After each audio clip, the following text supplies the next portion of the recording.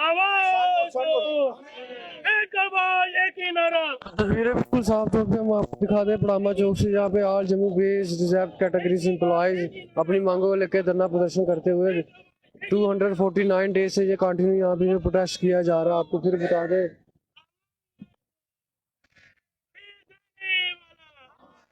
शहीद रहने वाला,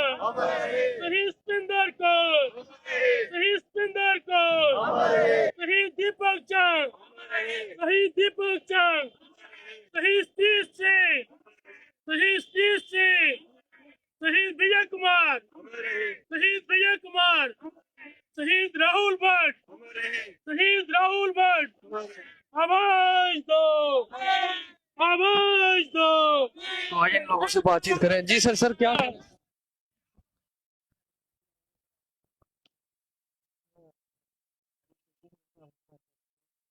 शुक्रिया सर आपका। मेरा नाम कुलदीप कुमार है। आज बराबर हमें 249 दिन हो गए हैं इस सत्याग्रह को चलाते हुए। बिल्कुल सरकार से, एडमिनिस्ट्रेशन से जो है हमें आश्वासन 2022 में मिला था, और आपने देखा कि 26 जनवरी 2023 को जब एलजी साहब जो है जम्मू कश्मीर को संबोधित कर रहे थे, तो उस दिन फिर जो है उन्होंने जो आश्वासन दिया था उसी राह को उन्होंने फिर दोहराया, तो हमें अच्छा लगा। तो आपके माध्यम से एलजी साहब को ये याद दिलाना चाहते हैं कि मेहरबानी करके जो राग आपने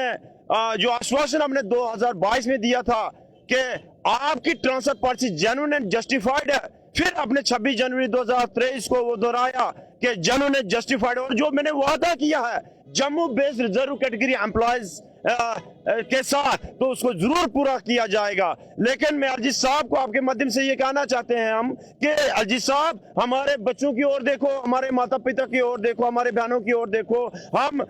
किन हालातों से गुजर रहे हैं। बहुत सारे मुलाजमीन अब बीमार हो चुके हैं, और कितनी देर लग सकती है हमारी जो ये सूटेबल कंप्रेहेंसिव ट्रांसफर पॉलिसी इसको इंप्लीमेंट कराने में, और कितनी देर लग सकती है। एलजी साहब को ये साफ करना होगा, और फिर आपके माध्यम से एलजी साहब को ये निवेदन ही करेंगे कि एलजी साहब जो वादा आपने 2022 में किया था और जो 2023 में आपने किया कि जल्द से जल्द ट्रांसफर पॉलिसी लागू की जाएगी, मेहरबानी करके फरवरी के महीने में अगर ये ट्रांसफर पॉलिसी का तोहफा हम 3,500 मुलाजमीन को मिलता है, तो समझोगे एलजी साहब का नाम जो है इतिहास के पन्नों में सुनहरे शब्दों से लिखा जाएगा। जी तो और भी लोगों ने बातचीत करें। जी मैम क्या कहें? सर बहुत बहुत शुक्रिया आपका। तो सर कहे तो हम पहले दिन से ही रहे हैं और एक ही बात कह रहे हैं कि अगर इंटर डिस्ट्रिक्ट में रिक्रूटमेंट पॉलिसी है तो उसके साथ जो ट्रांसफर पॉलिसी का क्लास जो पिछले 15 साल से मिसिंग था, जो कि हमारी एक 15 साल की डिमांड है जब से ट्रांसफर हमारी रिक्रूटमेंट पॉलिसी बनी है। चाहे किसी की भी सरकार आती रही होगी, जाती रही होगी, हम हर किसी के पास हम अपना एक रिप्रेजेंटेशन देने गए हैं, बात रखी है, लेकिन किसी ने भी हमारी इस डिमांड की तरफ कोई चिंतन मंथन नहीं किया।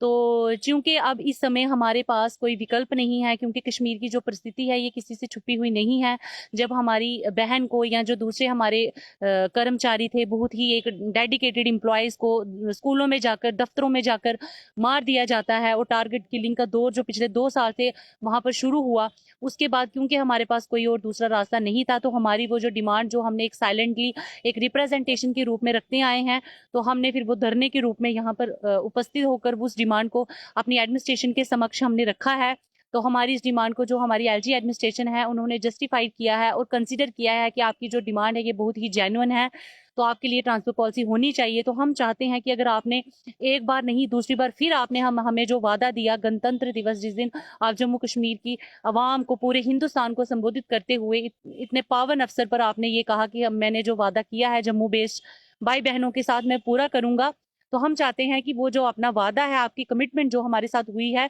उसको जल्दी से जल्दी आप पूरा करें, और ट्रांसफर पॉलिसी की इंप्लीमेंटेशन जो है वो जल्दी से जल्दी होनी चाहिए। और मैं आपके चैनल के माध्यम से एक और बात कहना चाहूंगी कि रजनी बाला, जिसके साथ अभी तक प्रशासन ने कोई इंसाफ नहीं किया है, उसके साथ इंसाफ करना होगा हमारी एडमिनिस्ट्रेशन को, क्योंकि रजनी बाला महज एक रजनी बाला नहीं है। रजनी बाला एक वो डोगरा लड़की है जिसकी गुलगाम डिस्ट्रिक्ट में जाकर बेदर्दी से जिसको मार दिया गया और एडमिनिस्ट्रेशन ने उसको अभी तक शहीदी तक का दर्जा नहीं दिया। एडमिनिस्ट्रेशन ने, जब हमारी एलजी एडमिनिस्ट्रेशन ने खुद कहा कि हम इसको शहीदी का दर्जा देंगे, तो बहुत दिनों पहले एक लिस्ट निकाली गई है जिसमें बहुत से शहीद है जिनके नाम से स्कूलों के नाम रखे गए हैं, लेकिन हमारी बहन का जो नाम है उस लिस्ट में नहीं है। और जब एक विक्टिम फैमिली की जो खुद मतलब कि एक शहीदों का जो शहीद जिसकी माँ शहीद हुई है, जब एक बेटी खुद सना डोगरा मीडिया में आकर ये बात कहती है कि उसकी माँ को शहीदी का दर्जा दिया जाना चाहिए, पहले तो ये हमारे हिंदुस्तान के लिए, हमारे जम्मू कश्मीर के लिए, हमारे डोगरा समाज के लिए एक फक्र की बात है, गर्व की बात है कि खुद एक विक्टिमाइज फैमिली जो एक बेटी है जिसने अपनी माँ को खोया है, वो खुद मीडिया में आकर ये बात कहती है कि मेरी माँ को शहीदी का दर्जा मिलना चाहिए। तो मैं कहती हूँ एडमिनिस्ट्रेशन से कि आपको उनके साथ खड़े रहना चाहिए और रजनी बाला को शहीदी का दर्जा दिया जाना चाहिए और जो उसकी सैलरी है वो उसकी बेटी को मिलनी चाहिए,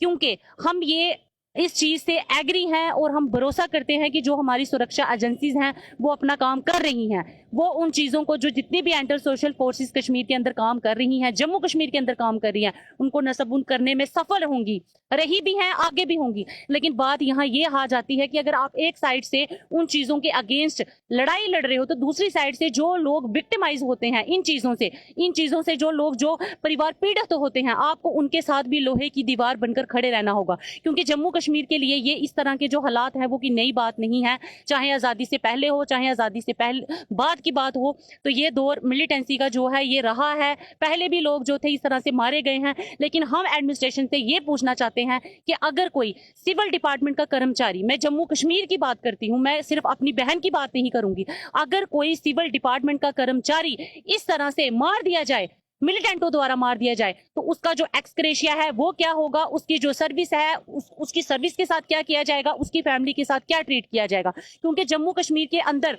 टारगेट होंगे जम्मू कश्मीर के लोग। तो ठीक है, हमने ये देखे हैं कि जो यूटी बनने के बाद जो रूल्स हैं वो सेंट्रल गवर्नमेंट बना रही है, और सेंट्रल गवर्नमेंट से भी मेरी आपके चैनल के माध्यम से अपील है और दिग्गज नेताओं से भी अपील है कि सेंट्रल गवर्नमेंट को इस चीज को ध्यान में रखकर जम्मू कश्मीर के लिए कानून बनाने होंगे, क्योंकि यहाँ पर मिलिटेंसी थी, है, और हम भरोसा करते हैं कि सुरक्षा एजेंसीज जो हैं, हमारी सिक्योरिटी एजेंसीज जो हैं, इन चीजों को खत्म करने में सफल होंगी। लेकिन जब आप कहोगे, खुद अपने मुंह से कहोगे कि ये चीजें शून्य हो गई हैं, तब आपको इस चीज की जिम्मेदारी भी लेनी पड़ेगी कि किसी के साथ भी इस तरह की घटना नहीं होगी। अगर किसी के साथ इस तरह की घटना होती है तो जो आपने सेंटर रूल्स बनाए हैं, आपको उसके अंदर ये भी मेंशन करना होगा कि अगर सिविल डिपार्टमेंट का कर्मचारी इस तरह से ऑन ड्यूटी या इस तरह से भी ऑन ड्यूटी नहीं भी हो तो मार दिया जाए तो उसके साथ क्या होगा। धन्यवाद।